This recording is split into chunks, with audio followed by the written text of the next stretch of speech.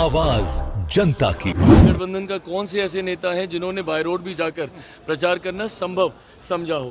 तेजस्वी जी और उनके साथी सैनी साहब जब मछली खाते हुए दिखे थे उस वक्त भी वो कांटा उनके गले में फंसा था। तेजस्वी जी मुझे लगता है बिहार और बिहारियों की भावनाओं को भी भूल गए हैं। नमस्कार, आप देख रहे हैं न्यूज पीआर और मैं हूं आपके साथ ज्योति संहार।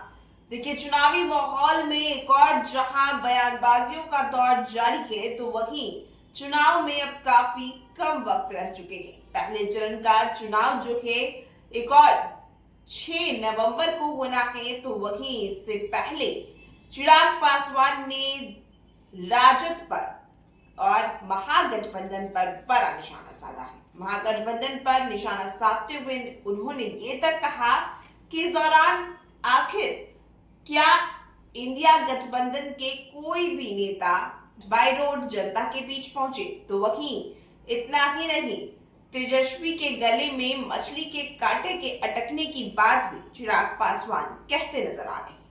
क्या कुछ कह रहे हैं चिराग, सुनिए। ये लोग समझ नहीं पाते हैं जब समय इतना कम है, हम सब लोग अपने एक दूसरे के प्रति जिम्मेदारियों को बांटकर हम लोग प्रचार करने का हम लोग कार्य कर रहे हैं। प्रधानमंत्री जी अलग जिम्मेदारियों को निभा रहे हैं, मुख्यमंत्री जी को आप देख रहे हैं बाय रोड भी वो जा रहे हैं, हर संभव तरीके से वो प्रयास कर रहे हैं। देखिए, इस बार हम लोगों को इस बात को मानना होगा कि प्रचार के लिए समय हम लोग को बहुत कम मिला है। जहाँ एक तरफ बीच में त्यौहार आ गए, दिवाली छठ की अगर हम बात करें तो नहाए खाए से लेके जो उगते सूरज को अर्घ देने तक का दिन था, लगभग वो 4 दिन ना के बराबर प्रचार हुआ। उसके बाद प्रकृति ने जिस तरीके से इतनी भारी वर्षा और जिस तरीके से मौसम खराब हुआ, 2 दिन उसकी वजह से प्रचार स्थगित हुआ। जिस तरीके से हम लोग कर सकते थे बाय रोड ही हम लोगों ने किया, बट हम लोगों ने तो कम से कम बाय रोड किया भी। मुख्यमंत्री जी देखिए 250-300 किलोमीटर बाय रोड गए, 2 दिन हम बाय रोड गए।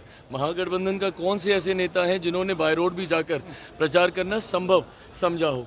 तो ऐसे में एनडीए ने जिम्मेदारियों को बांटकर हर मंच पे अगर पांचों दल एक ही साथ एक ही जगह पे रहेंगे तो उसका जो मैक्सिमम यूटिलाइजेशन है लीडरशिप क्वालिटीज़ का, जो कि अलग अलग दलों के नेताओं के पास है, वो हम लोग नहीं कर पाएंगे। और इसीलिए ये एक सोची समझी रणनीति के तहत है। ये पहले ही डे 1 हम लोगों ने डिसाइड कर लिया था कि पहली सभा में पांचों दल हम लोग एक साथ होंगे और जब प्रचार समाप्ति पर होगा 8-9 तारीख के आसपास फिर एक और मंच पर हम सब लोग एक साथ होंगे और इस दौरान हम लोग अलग अलग जिम्मेदारियां निभाएंगे। ये भी कह रहे हैं कि प्रधानमंत्री पास कोई काम नहीं है, 4-4 महीने से आकर यहाँ कैंप किए हो। क्या बिहार ही सबसे बड़ा इंपॉर्टेंट जगह है देश के प्रधानमंत्री के लिए? क्या कहना चाह रहे हैं भाई, क्या कहना चाह रहे हैं? हार से आप इतने निराश हो गए?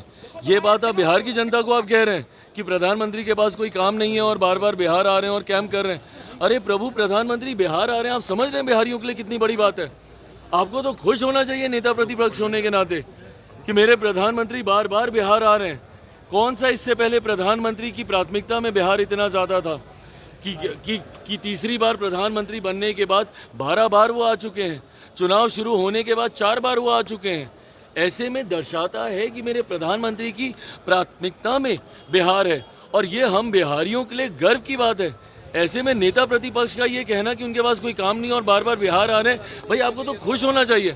आपको तो इस बात को लेकर और ज़्यादा उत्साहित होना चाहिए कि भाई प्रधानमंत्री बार बार आ रहे हैं जिसका लाभ हो रहा है।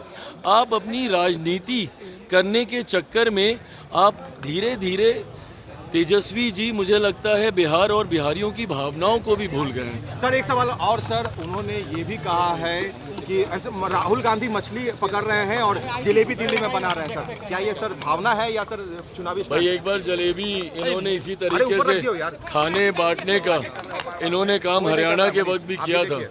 उस वक्त क्या हो गया था? देखिए, महागठबंधन के नेताओं को ना जलेबी राज आती है ना मछली राज आ रही है। इन लोगों ने चुनाव के वक्त भी हरियाणा के चुनाव में जलेबी राहुल जी ने उस वक्त भी बांटी थी, क्या परिणाम रहे? और लोकसभा के चुनाव के वक्त नवरात्रों में जब तेजस्वी जी और उनके साथी सैनी साहब जब मछली खाते हुए दिखे थे उस वक्त भी वो कांटा उनके गले में फंसा था।